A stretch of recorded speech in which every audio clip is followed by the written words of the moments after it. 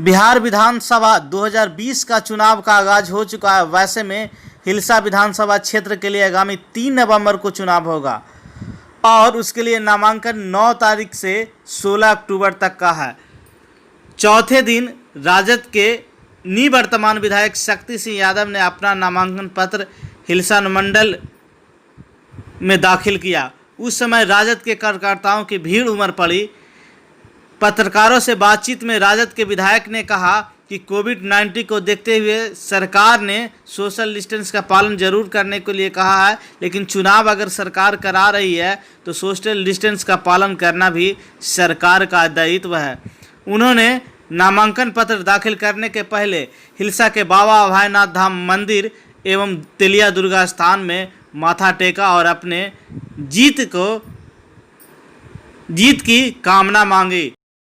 सारे मुद्दे कहीं न कहीं हमारे लिए जब देखते हैं कि राज्य के अंदर में 45 घोटालों की सरताज बनी, पूरी दुनिया में, पूरे देश में मुजफ्फरपुर बालिका गृह के मामले में नाम बदनाम हुआ बिहार का।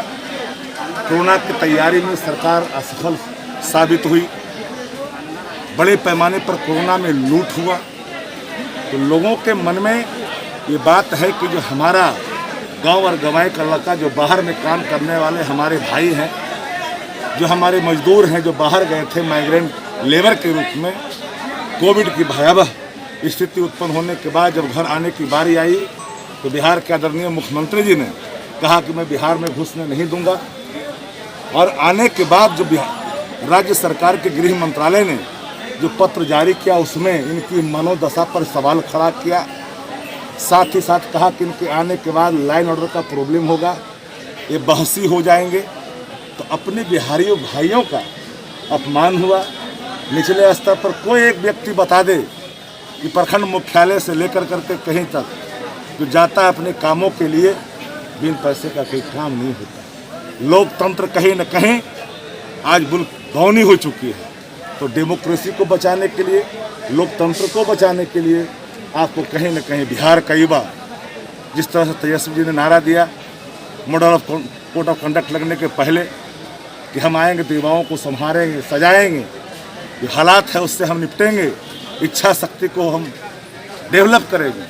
सारे जितने हमारे पत्रकार बंधु हैं तो काम करने वाले लोग हैं, लेकिन जिस तरह से कॉर्पोरेट घरानों का असर दिखता है काम करने वाले पत्रकार बंधुओं पर, बड़े बड़े अब तो लोग जो हैं काम करने वाले, उनकी तो मैं क्या कहूँ, बड़े बड़े जिस तरह से संस्थाएं आज घुटने टेक रही है, सत्ता की ड्योढ़ी पर नाच रही है, उसके खिलाफ ही चुनाव है। और बिहार परिवर्तन का गवाह रहा है। देश की आज़ादी में चंपारण की धरती, लोक नायक जयप्रकाश नारायण के आंदोलन बिहार की सत्ता में परिवर्तन लाया था। और ये बिहार की भूमि इस बार फिर से एक नया राह दिखाएगा देश को, और इस बार युवा संभालेगा राज्य को, और निश्चित तौर पर नए उत्साह के साथ, नए संचार के साथ बिहार में परिवर्तन निश्चित तौर पर होगा। सर क्या लगे करने वाले लोग भी ने काम किया, ऐसा नहीं कि 70 साल पहले जो लोग रहे वो काम नहीं किए। यह कहना नाइंसाफ़ी होगा, लोकतंत्र के साथ मजाक होगा। हम लोग अधिनायकवाद के पोषक नहीं है कि जो किया जो हम ही किया, पर हिलसा सुधरा है, संभरा है, यह बात किसी से छुपी हुई नहीं है।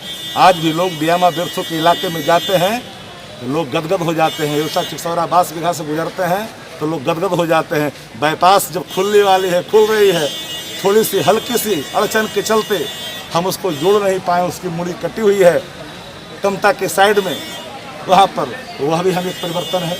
हमें दुख है इस बात का कि हिलसा में पार्क की स्थापना के लिए हमने कोशिश की, लेकिन कतिपय भूमाफियों के चपेट के दबाव के कारण वो नहीं हो सका। जिन लोगों ने स्वयं आक्रमण कर रखा है पार्क पर, उन लोगों ने सरकार पर दबाव बनाया, मंत्रियों पर दबाव बनाया, वो काम करने में असफल हुए। उसके पहले बिहारी सिनेमा मोड़ के पीछे जो हमारा गजमगरुआ नगर परिषद की ज़मीन है, उस पर सम्राट अशोक हॉल बनाने के लिए हमने जो प्रस्तावित किया था, मुख्यमंत्री इस बात के गवाह हैं। हमने लिखा ही नहीं, सभी कार्यक्रमों में इस बात का हमने दुहाई भी दिया, पर वो भूमाफियों के दबाव के आगे कई तरह की चीज़ों को, और यहाँ का अस्पताल टूट गया। आप समझ सकते हैं कितनी गंभीर सवाल है कि जो अस्पताल लंबे समय तक सरकार के पैसे से चला, सरकार का इमारत बना, उसको भूमाफियों ने अभिलेखागार में जा करके फेर बदल कर करके उस पर भी अपनी कब्जा जमा लिया है। ये सारे सवाल आज मुंह बाए खड़ा है। तो निश्चित तौर पर कल हमने नवादा में रिपोर्टिंग कर रहे थे। रिपोर्टिंग करने के बाद हमने जो एक सवाल लिए, जो वहाँ के जो विधायक हैं उनसे हमने बातचीत की। पूरा करेगा, पर अगर चुनाव के समय में क्राउड कोई आएगा अपने से तो उसको नियंत्रित करना इलेक्शन कमीशन का दायित्व है। We are not respond, election commission जो फुल रिस्पॉन्ड।